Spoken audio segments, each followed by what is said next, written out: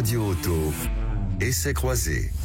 Chaque dimanche, Sud Radio et Mobility TV essayent pour vous un véhicule neuf sur le marché automobile. Aujourd'hui, nous essayons la BMW série 2 Active Tourer. On l'essaye avec nos trois spécialistes. Mélina Priam, bonjour à vous. Bonjour. Journaliste à l'Autojournal. Cédric Fréhour, bonjour. Bonjour à tous. Chroniqueur auto au journal Les Échos. Et puis Stanislas Laroumet, bonjour à vous. Bonjour. Président et fondateur de ma voiture idéale. Aujourd'hui, je le disais, la BMW série 2 Active Tourer qui vous a séduit. Cédric Fréhour, pourquoi ? C'est un monospace. Il n'y a rien de plus anti-BMW qu'une silhouette de monospace. Et pourtant, une fois qu'on a claqué la portière, c'est un concentré de BMW. Les BMW, c'est des berlines, c'est des coupés, ça va assez vite et tout ça. Mais là, dans une époque qui est plutôt, j'allais dire, à la conduite apaisée, on monte à l'intérieur, elle fait 4,40 m, on se gare facilement dans des centres-villes compliqués comme les nôtres. Mais une fois qu'on tient le volant, le plaisir, il est au centimètre d'angle de volant, premier centimètre qu'on prend. Ouais. Ça tient super bien la route. Les enfants sont contents, ils ont de l'espace pour les jambes et tout ça. C'est grand, c'est bien décoré. On peut avoir du cuir clair, ce qui est de plus en plus rare. On peut avoir du bois, c'est de plus en plus rare. C'est chic. Donc les mecs qui adorent les BM de toujours vont se dire, mais ça y est, c'est la BM que j'attends. Il y a un grand toit ouvrant, tu me diras, c'est pas la seule. Mais comme on est tellement bien à bord, tout marche bien et surtout, en prime, grand écran. C'est sans doute le plus beau tableau de bord BMW avec l'X. Alors décrivez-le-moi. Il y a une immense dalle qui regroupe deux grands écrans. Donc on est vraiment au 21e siècle. Et BMW avait du retard sur ce point-là.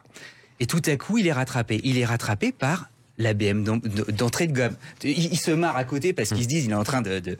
Je l'ai adoré. Oui. Et J'ai rarement vu un tel coup de cœur. Non, mais et alors attendez, cerise sur le gâteau. Elle existe en hybride rechargeable.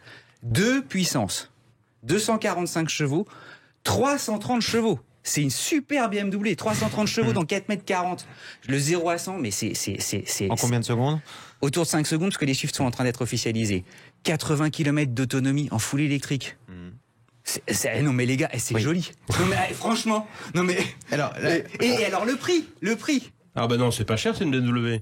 Ben exactement, voilà. Ça y est, je vous ai lancé, allez-y maintenant. Non, vous avez le vachement beau. Stanislas Laroumet a fait la moue pendant à peu près toute votre déclaration d'amour. Non, c'est trop cher. Non, 34 200 € en tarif de base, oui, on est bien chez BMW. Logique. Ouais. Alors, Cédric, non mais il a raison, c'est un bon monospace. C'est un très bon monospace. Et BMW a raison d'investir ce segment que tous les constructeurs désertent.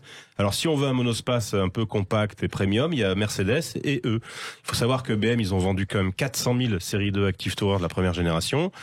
Celle-là, elle ressemble vraiment à l'ancienne. Bon, moi j'ai quand même un gros bémol. Et avec toutes les BM actuelles, c'est calandre gigantesque. Bientôt, on conduira des radiateurs. C'est pas possible. C'est énorme. Particulièrement frappant quand on la regarde. On ne peut pas la rater. Hein. Ça rappelle presque la Velsatis.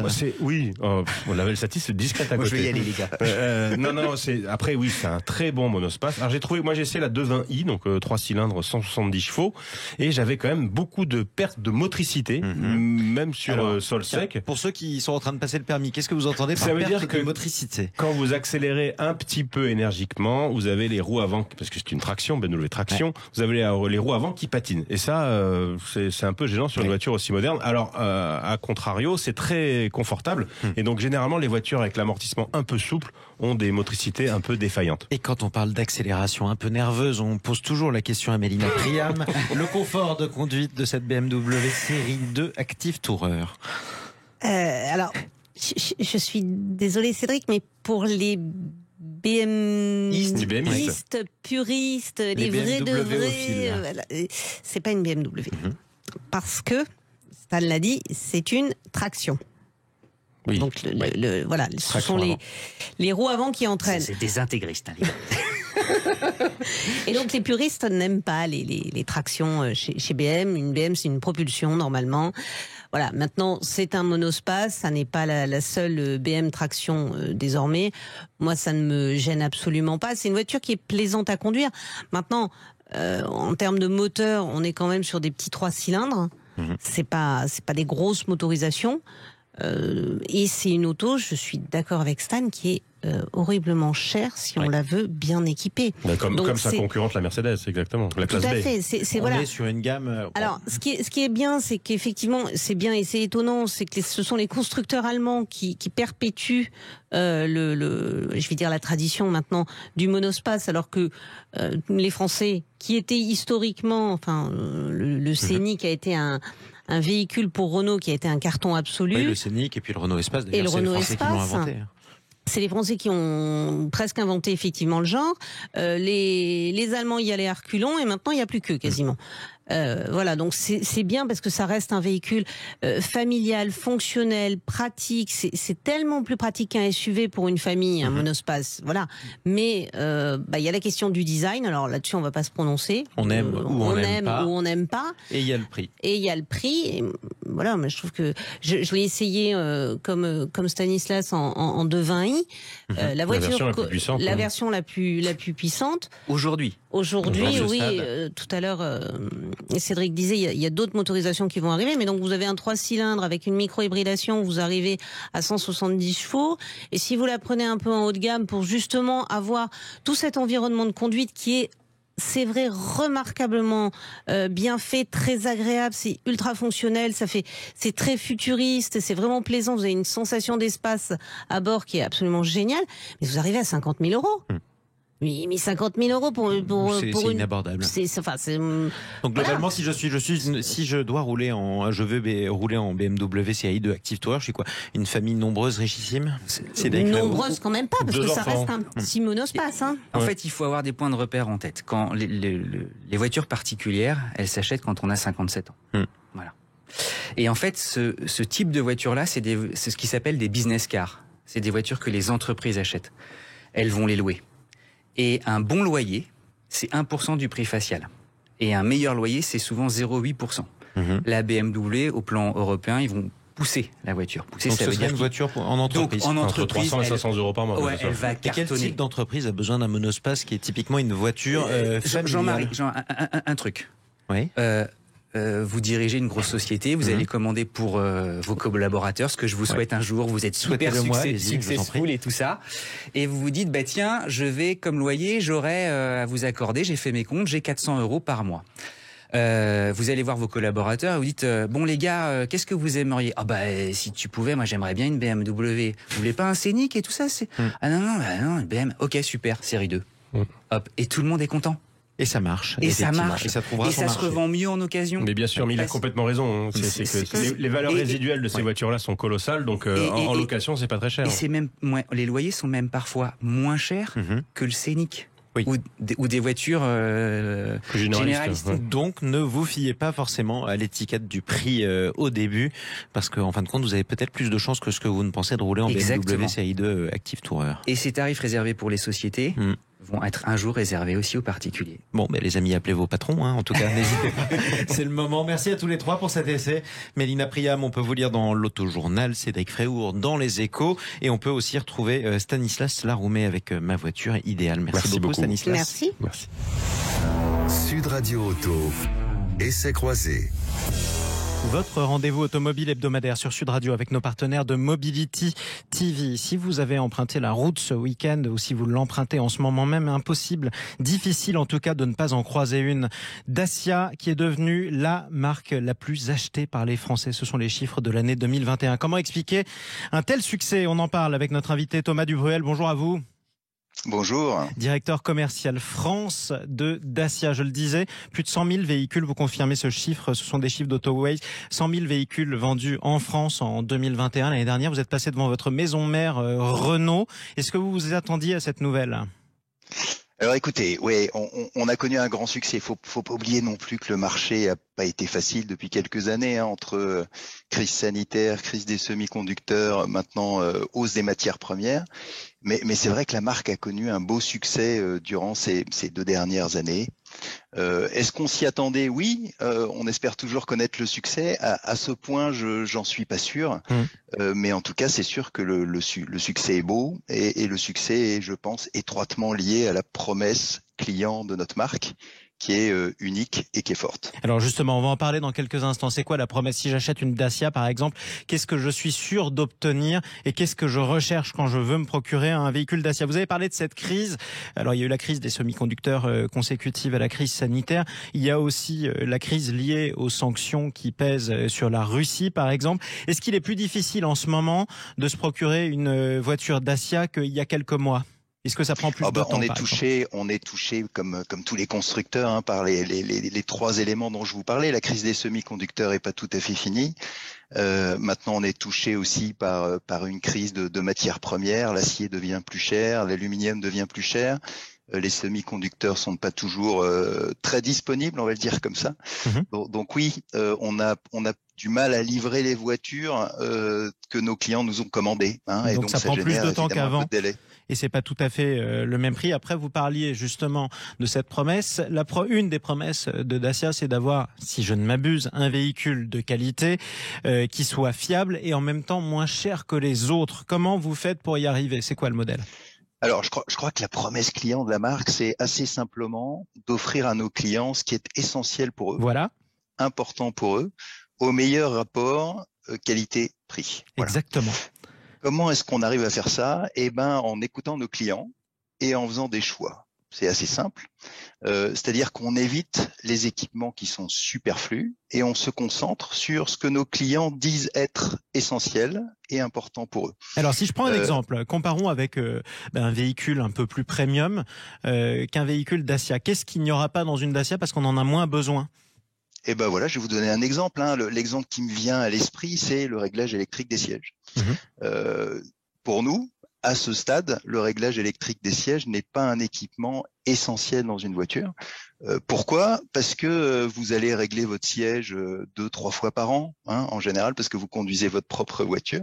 Et donc, vous n'avez pas forcément besoin d'avoir un réglage électrique. Et pourtant, le réglage électrique des sièges, c'est quoi? C'est un coût supplémentaire que le client paye, et c'est aussi un poids qu'on met dans la voiture, donc qui génère de la consommation supplémentaire dans la voiture. Voilà. Donc ça, c'est quelque chose qu'on considère aujourd'hui comme pas essentiel. Ça veut pas dire non plus en tant que Dacia, on est figé dans des définitions ad vitam aeternam. On fait évoluer cette essentialité en écoutant nos clients. Donc les Dacia deviennent aussi de plus en plus équipés, mais on fait en sorte que les équipements qui viennent sur nos voitures restent essentiels pour les clients. On fait des choix sur ce qui est important. Bon, le mot d'ordre, c'est pas de gâchis. On va parler aussi du positionnement de la marque. Parlons quand même aussi de la motorisation. Vous êtes la marque qui a le plus misé sur le GPL. Donc, si j'achète par exemple aujourd'hui une Dacia, j'ai de grandes chances d'avoir un véhicule qui va fonctionner d'une part au GPL et d'autre part à l'essence. Pourquoi avoir misé presque seul d'ailleurs sur cette motorisation à ce point-là? Eh ben parce que le GPL, c'est en même temps économique et écologique. Hein. Au-delà de ça, j'ai envie de vous dire qu'avec Spring, on en parlera peut-être un peu plus tard, qui est la voiture électrique, la deuxième voiture électrique la plus vendue en France. On fait 17% de nos ventes ce début d'année en véhicules électriques. Hein. Mais le GPL, c'est vrai, c'est une Dacia sur 3. C'est en gros un tiers de nos ventes. Pourquoi est-ce qu'on a misé là-dessus? Je vous le disais, parce que c'est économique et écologique. Écologique parce que en gros ça émet 10% de moins de CO2 qu'un moteur essence équivalent, et économique parce que vous faites des économies en même temps sur la carte grise et en même temps sur le coût d'usage, vu que vous allez payer 1 litre de GPL en gros un petit peu moins d'€1 quand on sait que le prix de l'essence lui-même atteint quasiment le double. Ouais, voilà, autre avantage aussi d'ailleurs d'avoir un véhicule qui fonctionne en partie au GPL, c'est que dans certaines grandes villes, le stationnement est gratuit. Ça vous permet aussi d'avoir la bonne vignette, celle qui ne sera pas concrètement virée de la grande ville dans quelques mois. Ce qui m'amène à cette autre question. Est-ce que, par exemple, un Dacia Duster ou un Dacia Sandero est plutôt fait pour le Français qui habite dans une rue ou c'est dans une ville où c'est difficile de se garer, exemple Toulouse ou Marseille, ou est-ce qu'il est plutôt fait pour celui qui habite dans un pavillon dans la France périurbaine? Vous visez qui? Écoutez, je crois qu'on a élargi notre offre de produits aujourd'hui à quatre produits qui fonctionnent bien. Et plus seulement sur les petites voitures. Hein. Donc maintenant, on est arrivé, comme je vous l'ai dit tout à l'heure, sur des voitures électriques. Et là, évidemment, on s'adresse à des clients différents d'auparavant. Là, on vient de lancer le nouveau Jogger, qui est une voiture familiale, qui a 5 ou 7 places, hein, Absolument. qui est aussi la familiale au meilleur prix de marché. Et donc, on s'adresse à des clients qui sont à une clientèle qui est de plus en plus large. Évidemment, un jogger, ça va être plutôt une première voiture d'une famille, qu'elle soit en ville ou pas d'ailleurs. Hein. La Spring, ça sera plutôt une deuxième voiture sur une clientèle un petit peu plus jeune, en général sur des zones plutôt périurbaines. Voilà, donc on a un champ de clientèle qui s'élargit de plus en plus. Quels sont les prochains modèles? Ceux qu'on ne connaît pas encore chez Dacia, par exemple? Alors, on en a lancé quand même pas mal ces derniers temps. Hein. Donc, on a lancé la nouvelle Sandero, qui est la voiture la plus vendue à particulier, vous l'avez dit tout à l'heure. Le Duster, qui est notre modèle historique qu'on a renouvelé en octobre dernier. On a lancé aussi Spring fin d'année dernière, Jogger en tout début d'année. Donc voilà. Vous allez vous reposer un peu et voir si ça marche bien. Non, mais voilà, mais je peux répondre à votre question malgré tout. Cette promesse client qu'on a initialement fait sur les petites voitures, on l'a élargi aux véhicules électriques, on l'a élargi maintenant aux voitures familiales, et demain on l'élargira aux voitures un peu plus grandes, donc SUV, qui sont du segment C, qui sont des voitures qui sont d'un segment un peu plus haut. Et ça arrivera, c'est pas pour tout de suite, mais d'ici, on va appeler ça quelques années. Oui, Dacia ira avec exactement la même promesse client d'offrir l'essentiel à ses clients au meilleur rapport prix-prestation sur du segment C, c'est-à-dire sur des voitures qui sont un peu plus grosses. Donc vous allez continuer aussi la montée en gamme. On peut en venir à l'historique de Dacia en France, par exemple. La première Dacia qu'on a vu arriver en France, c'était la Dacia Logan. Oui. Plus ça va, plus on constate que la marque Dacia aussi produit des véhicules qui peuvent concurrencer directement, y compris votre maison mère Renault, non ? Alors, ce qui est intéressant, c'est que finalement, chez Dacia, on arrive en même temps à très bien fidéliser nos clients. En gros, sur 10 Dacia vendus, vous en avez 8 qui rachètent une Dacia derrière. Hein. Donc ça, c'est une première chose importante. Et puis, quand vous prenez 10 clients Dacia ou 10 voitures Dacia aujourd'hui dans la rue, il y en a 5 qui viennent du groupe et 5 qui viennent de l'extérieur du groupe. Donc Dacia a la capacité très forte à aller attirer des clients qui roulent aujourd'hui sur des voitures qui ne sont pas des voitures du groupe Renault. Eh bien, en tout cas, ça veut dire que le prosélytisme marche. Merci beaucoup, Thomas Dubruel, directeur commercial France pour la marque Dacia. Merci à vous d'avoir pris la parole dans Sud Radio Auto. Je vous remercie. À bientôt. Au revoir.